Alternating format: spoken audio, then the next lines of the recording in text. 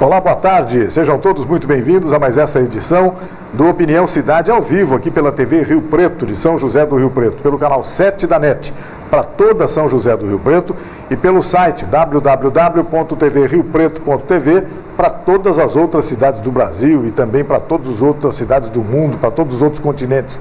É muito bacana poder estar conversando com pessoas de São José do Rio Preto, com brasileiros que por qualquer razão estejam em outros países, inclusive em outras regiões brasileiras. Muita gente daqui de Rio Preto pode acompanhar o nosso programa através do site na internet, www.tvriopreto.tv. O assunto de hoje é um assunto meio universalizado. Nós estamos tendo a honra de receber aqui no estúdio do Opinião Cidade o Roberto Uerrara, presidente do Sincopetro, que é o sindicato do comércio varejista de derivados de petróleo no estado de São Paulo, em São José do Rio Preto. Roberto, muito obrigado pela sua presença em nosso programa mais uma vez. Sempre é um assunto de muito interesse da população, da opinião pública de um modo geral, essa questão dos preços dos combustíveis, o que está acontecendo, o que não está, o que vai acontecer daqui a pouco, o que não vai, etc. É sempre muito bacana conversar sobre isso, especialmente com uma pessoa bem informada e muito articulada em relação a esse assunto como você, que pode ajudar a nos informar essas pessoas, a dividir com elas todas essas apreensões em relação a preços de combustível numa cidade como São José do Rio Preto, não é isso, Roberto? Obrigado pela presença mais uma vez. Eu que agradeço, Zé Luiz, a oportunidade de estar mais uma vez aqui no Cidade Opinião, né? Realmente é um prazer. E a gente veio aqui especialmente para isso, para tentar esclarecer todas as dúvidas que porventura possam existir. Bom, a gente tem notado nessas últimas semanas, talvez um pouco menos que isso, nos últimos dias, uma ligeira queda de preços, sobretudo no preço do etanol, né, do álcool combustível. Certamente em razão do início da safra da cana, não é isso? Eu queria que você comentasse isso. Por que está ocorrendo essa queda de preço? Se está ocorrendo mesmo? Se é uma tendência a se aprofundar nas próximas semanas, nos próximos meses? Como é que vocês, distribuidores de combustíveis, estão enxergando esse momento do preço dos combustíveis em São José do Rio Preto, Roberto? Olha, Zé, primeiramente, como todos os anos ocorrem, né, está terminando o período da entre-safra e iniciando-se o período da safra. Com este posicionamento, é lógico que com o início da moagem da cana pelas usinas, existe uma maior oferta do produto. E a tendência, como todos os anos, é que os preços comecem a cair nos postos revendedores, certo? É lógico que isso obedece uma lei na cadeia de distribuição, que é a usina, distribuidora, posto revendedor. Então, os preços já estão sendo rebaixados, né, nos postos revendedores. E eu tenho certeza que com mais algum tempo, mais algumas semanas, o consumidor vai ter um preço bem mais acessível, no caso do etanol, nos postos revendedores. Nós dependemos muito dessas ações do que as distribuidoras repassam para a gente. Então, somente depois que as distribuidoras coordenam e fazem estabilizam o preço de mercado para os pós-revendedores, que aí sim que a gente pode repassar para o consumidor final. Roberto, Rio Preto, por exemplo, a região noroeste paulista é uma região canavieira, uma região produtora, entre outras coisas, de álcool combustível também, né? Mas o revendedor de combustível não compra diretamente do produtor aqui da região. Esse álcool daqui vai para a distribuidora, depois é distribuído. Como é que é esse processo todo? Exatamente, Zé Luiz, uma ótima pergunta. O que ocorre? Por determinação federal, o posto, o revendedor, ele não pode... tem 50 usinas em volta de Rio Preto, que é o questionamento que a gente sempre ouve. Por que o etanol é tão caro, isso, aquilo? O posto revendedor, primeiramente, ele não pode ir diretamente na usina e adquirir o produto. Ele não pode quebrar. A cadeia de distribuição obedece a seguinte determinação por lei federal. É usina, distribuidora, posto revendedor.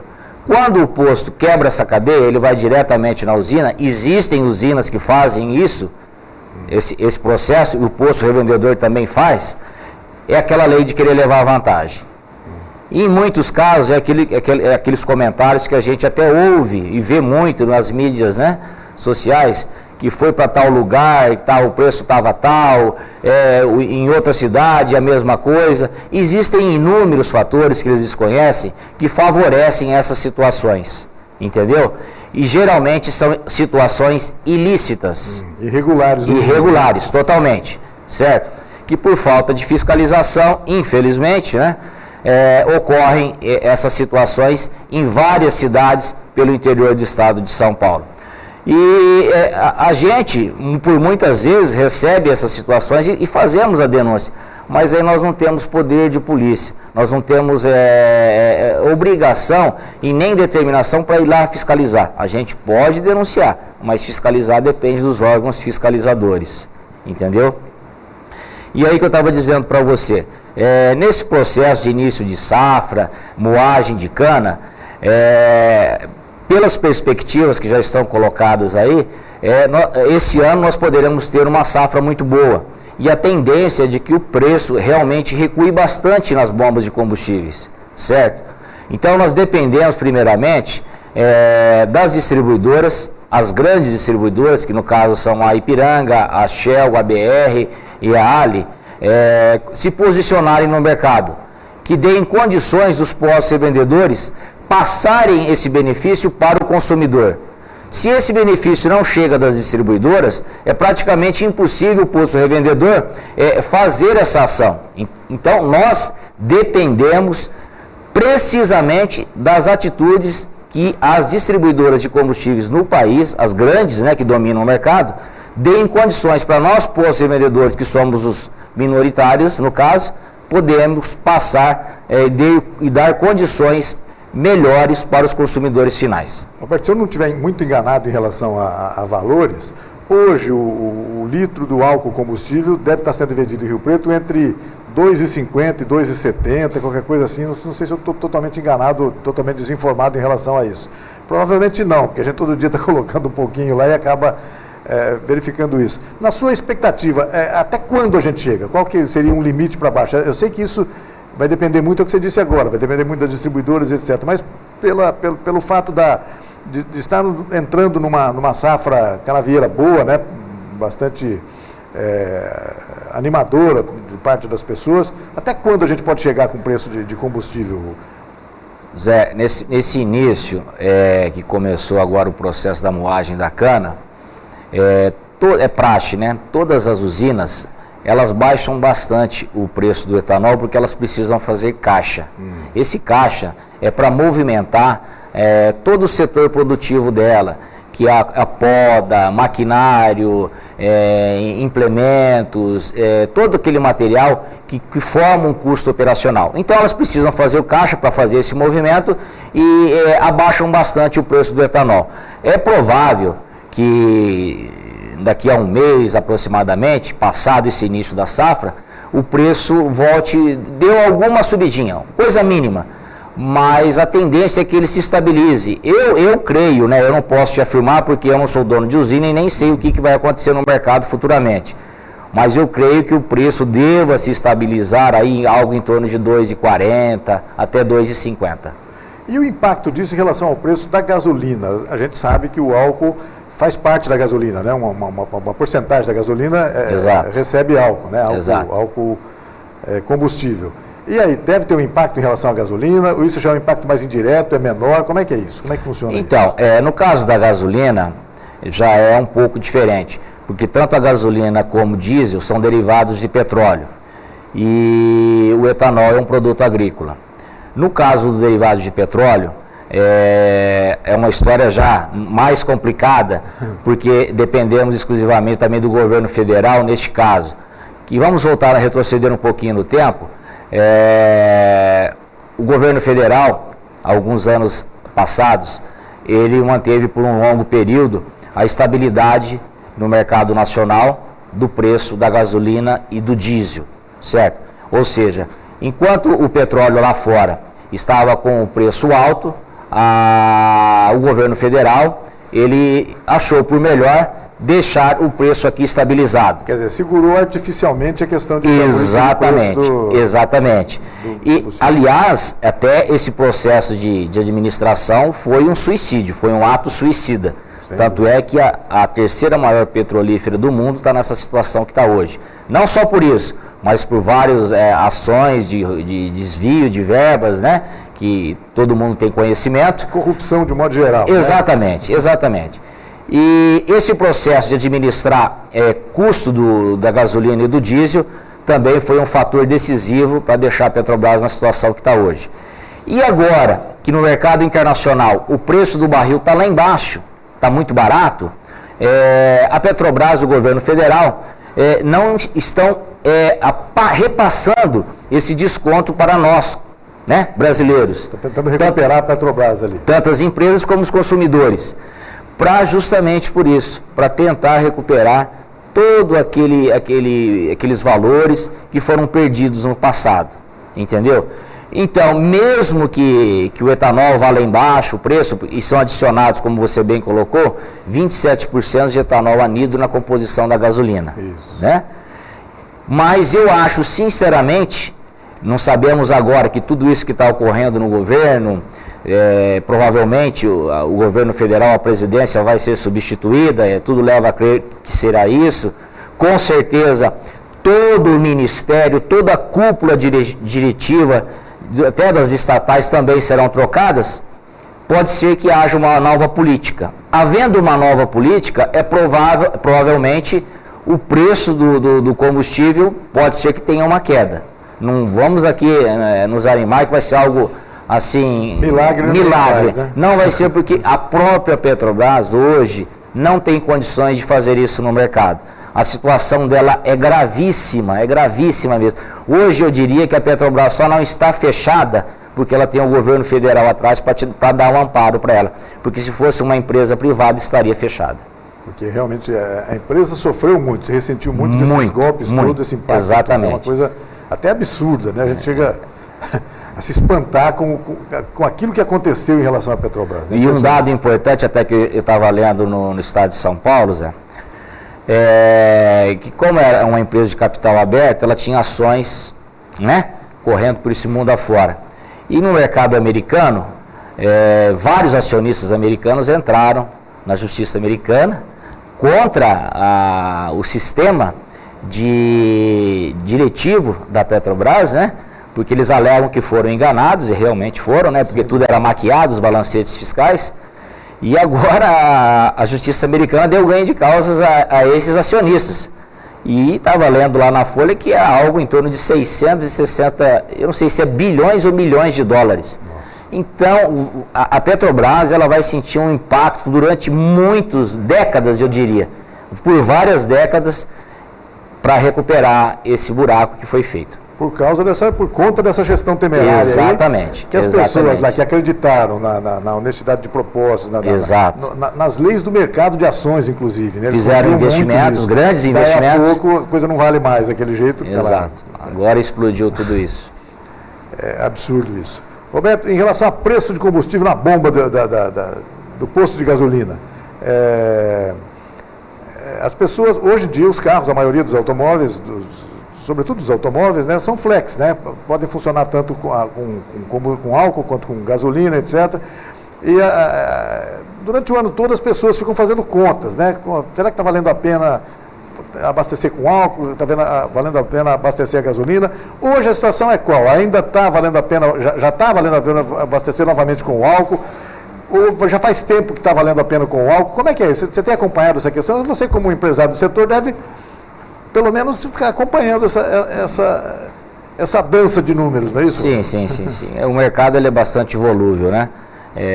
Realmente, dependendo do valor do litro do produto na bomba de combustível, a tendência dos consumidores ela oscila bastante. Hoje, o que eu diria para você? O que muitos consumidores às vezes não têm conhecimento de que vale mais para o etanol, vale mais para a gasolina, faz as contas, mas depende muito da motorização do veículo. Eu diria que veículos até de 2.0 para cima compensaria se colocar a gasolina. E o veículo 1.0, 1.2, 4, 1.6, 1.8 compensaria colocar o etanol.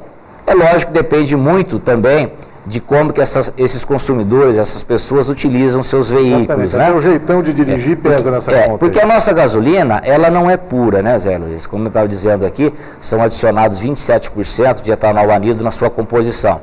Esse efeito era para baratear o combustível, mas aqui, por determinação de governo federal, os consumidores também às vezes não têm conhecimento, nós temos a terceira maior carga tributária do mundo, algo em torno de 57% são tributos. Esse é outro problema. É outro problema. Um exemplo prático, a Petrobras exporta gasolina e diesel para o Paraguai. Vou te dar um exemplo. E pura. E lá o combustível puro é mais barato que no Brasil.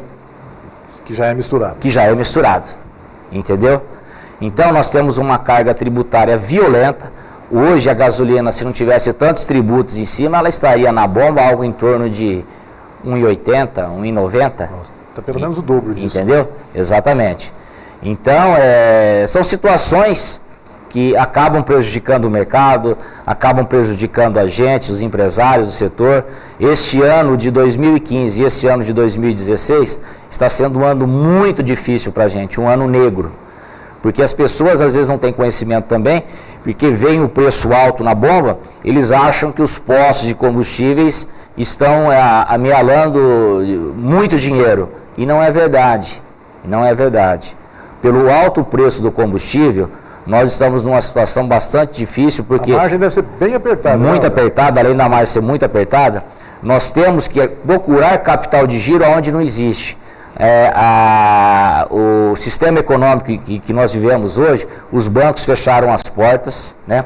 O consumo do combustível caiu drasticamente, tanto é que eu estava lendo uma matéria também no jornal Valor Econômico, este ano de até 2016 agora, até março de 2016, 95 mil microempresas e empresas de pequeno e médio porte foram fechadas. Nossa.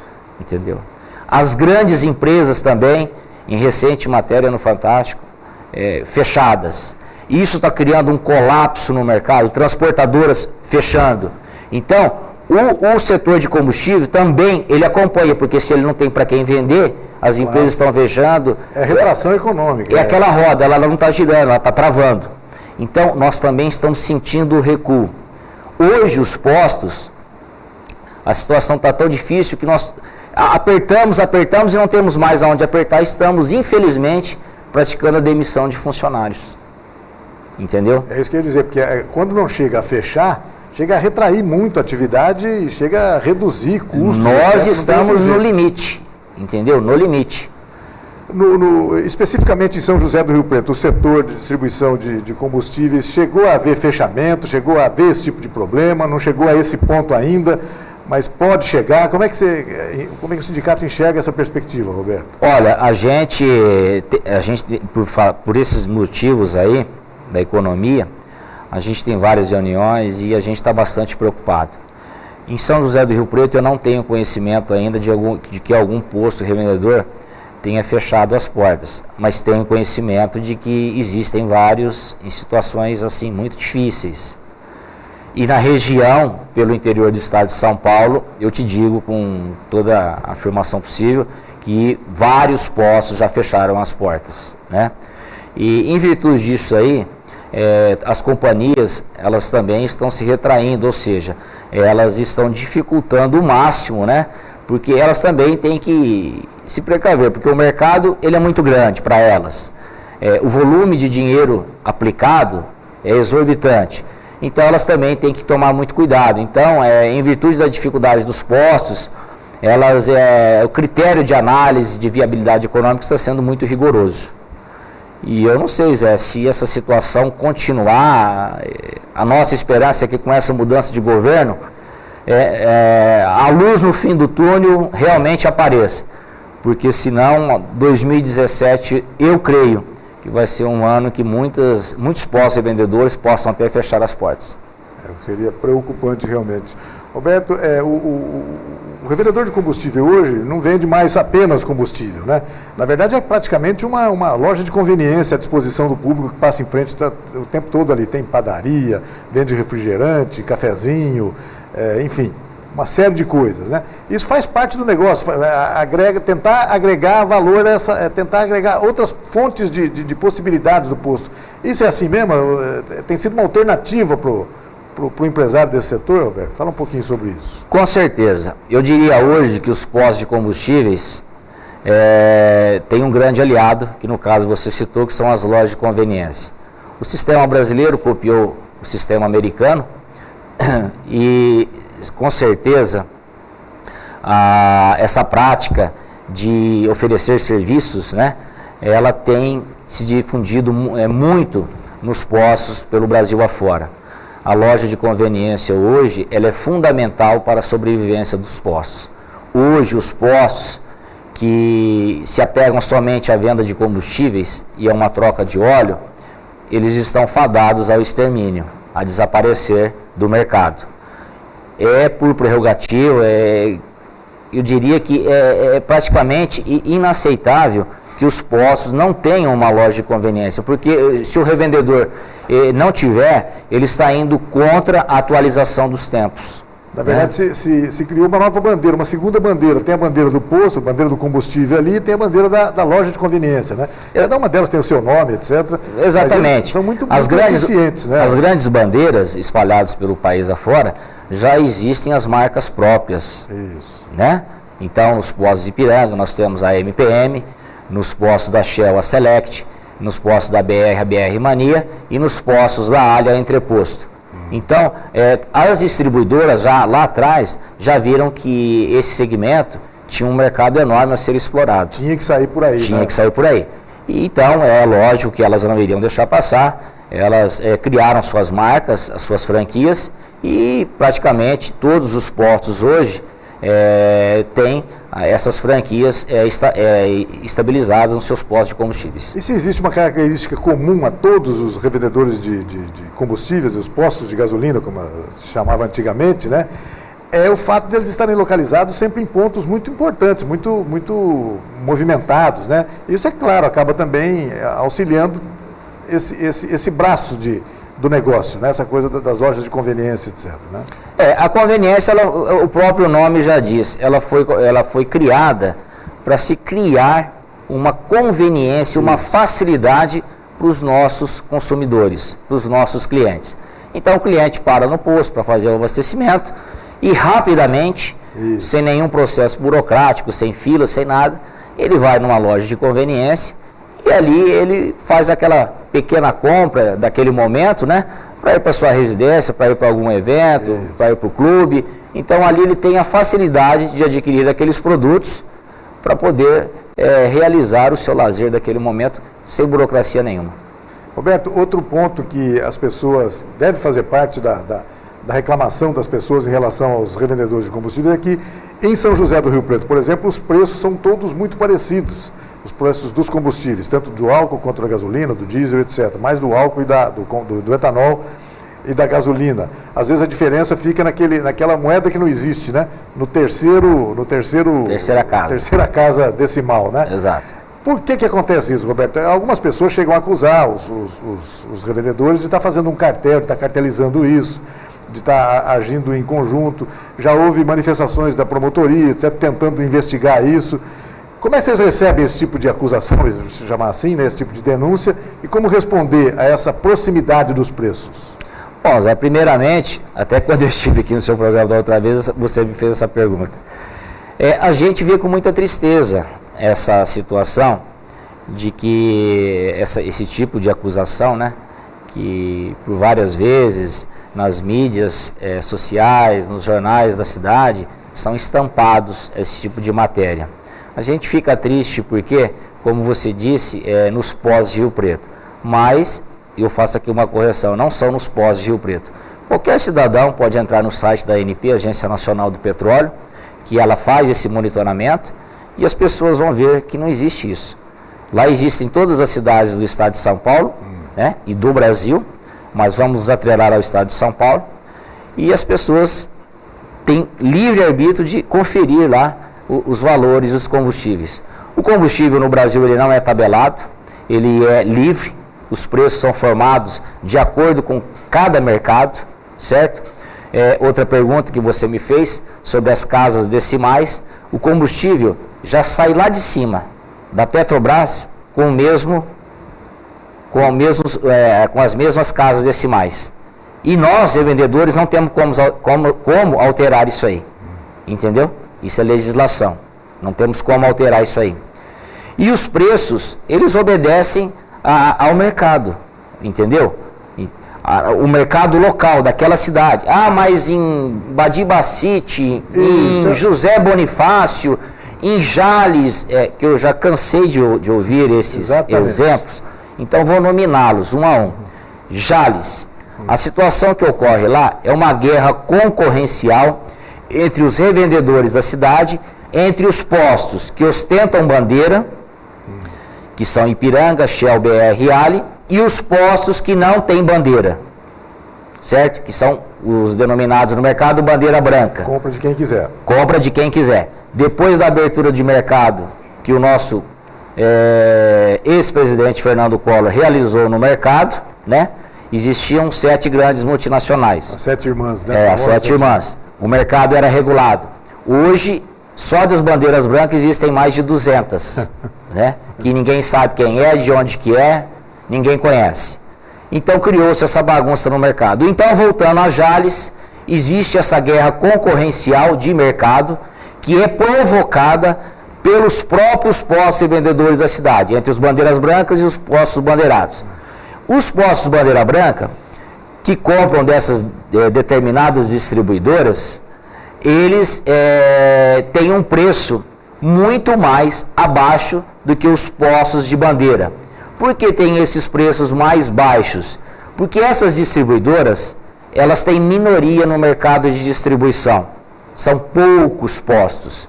E elas não têm bases de distribuição.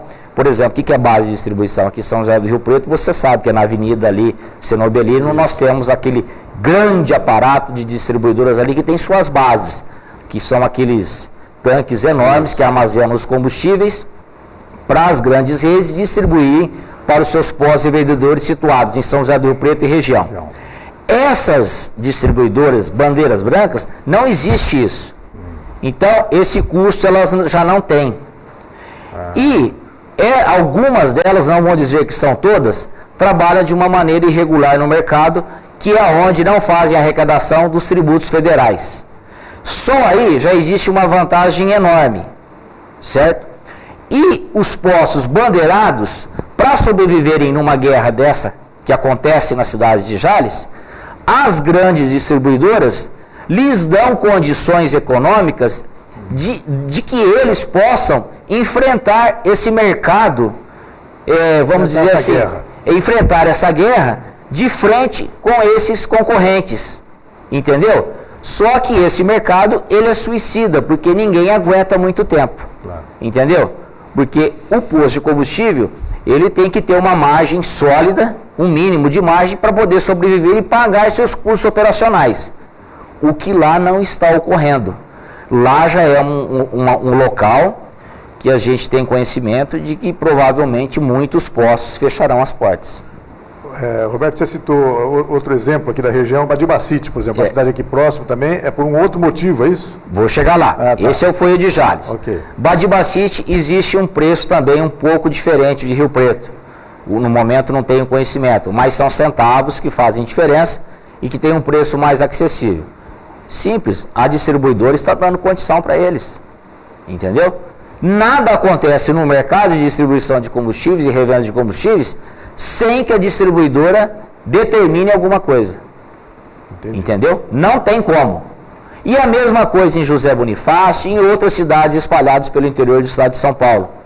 Porque esse problema de guerra de mercado não é privilégio de Jales, de Badibacite, de Bonifácio.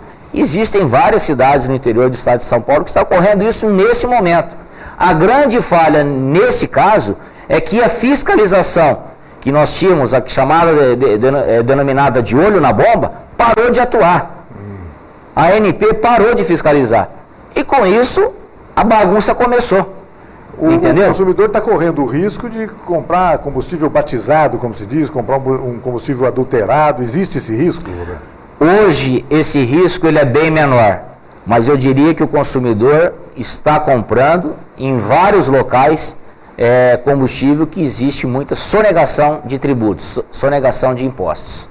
Claro que aí fica uma concorrência diferente. Totalmente desleal. Exatamente. Totalmente desleal. Eu sabe... diria para você que a fiscalização, ela só atua nos grandes centros, porque é mais fácil.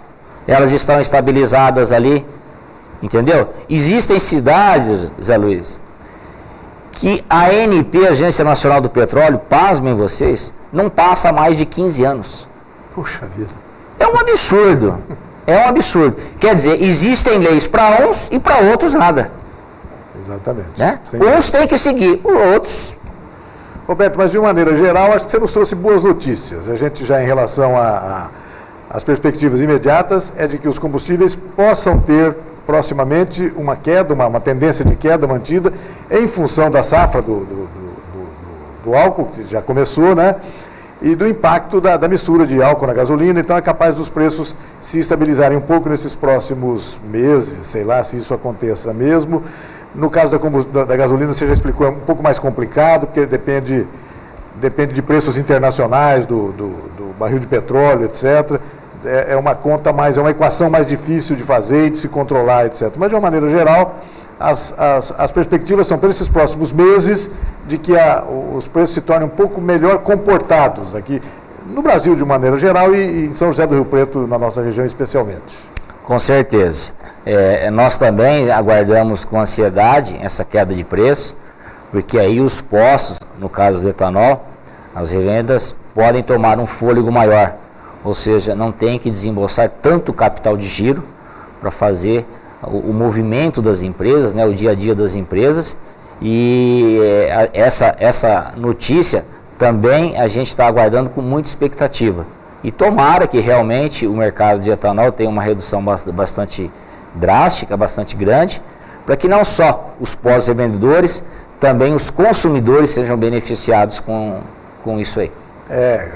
Quando a gente fala de combustível, a gente está falando no movimento da economia como um todo, né? Quer dizer, eu imagino que se a distribuição de combustível não for bem, eu imagino que todo o resto que dependa dessa cadeia também não vai bem, né? Justamente, porque no Brasil, principalmente, o país, tudo ele é movimentado sobre rodas. Exato. A nossa malha ferroviária não existe, exato, a fluvial menos ainda, então o país funciona sobre rodas, transporte.